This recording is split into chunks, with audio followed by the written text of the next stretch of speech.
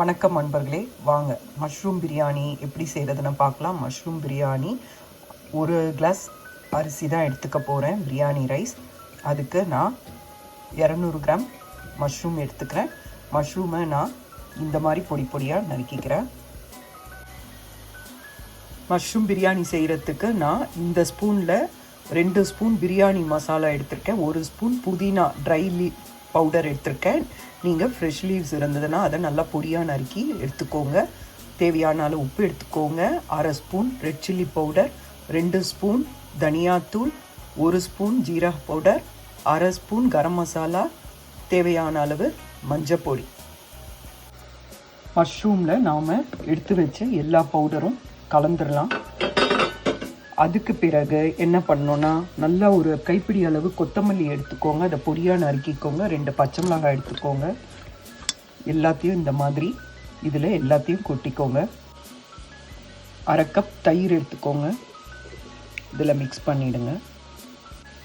2 spoon ginger garlic paste இதில் 2 spoon எடுத்துக்கோங்க. இப்போ இதை நல்லா பெசரி வச்சு ஒரு 1/2 ஹவர் ஊற வைங்க. இந்த மாதிரி ஊற வச்சுக்கோங்க. இது நல்லா ஊறட்டும். வாங்க, இப்போ ஒரு பெரிய சைஸ் வெங்காயத்தை எடுத்து இந்த மாதிரி நறுக்கி வச்சுக்கோங்க. 2 தக்காளி எடுத்து நறுக்கி வச்சுக்கோங்க. இப்போ வாங்க பிரியாணிக்கு தேவையான எல்லா பொருளையும் போட்டுருங்க. உங்களுக்கு தெரியும். இதுக்கப்புறம் நாம் வெங்காயம் தக்காளியெல்லாம் போட்டு நல்லா வதக்கிடலாம். வெங்காயம் தக்காளி வதங்கிடுச்சுங்க. இப்போ இதில் நாம் கலந்து வச்சிருக்கிற பொருளை விட்டுடலாம். இதை நல்லா கலரி கொடுங்க. கலரி கொடுத்துட்டு உப்பு காரம்லாம் டேஸ்ட்டு பார்த்துக்கோங்க. பார்த்துட்ட பிறகு 1.25 கிளாஸ் தண்ணி விட்டு அது கொதிச்சோன்னு நாம் அரிசியை சேர்த்துடலாம்.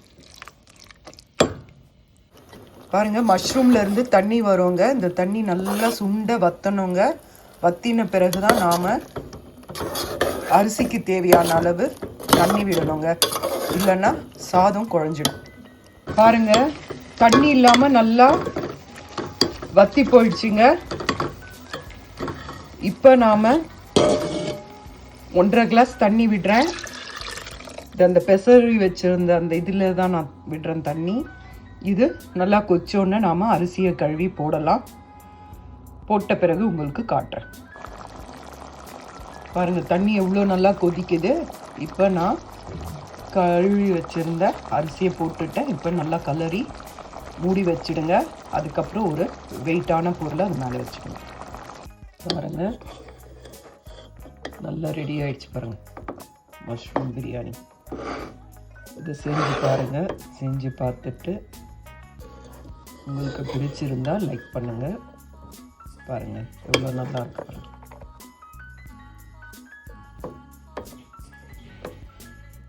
Mushroom biryani ready. Thank you for watching.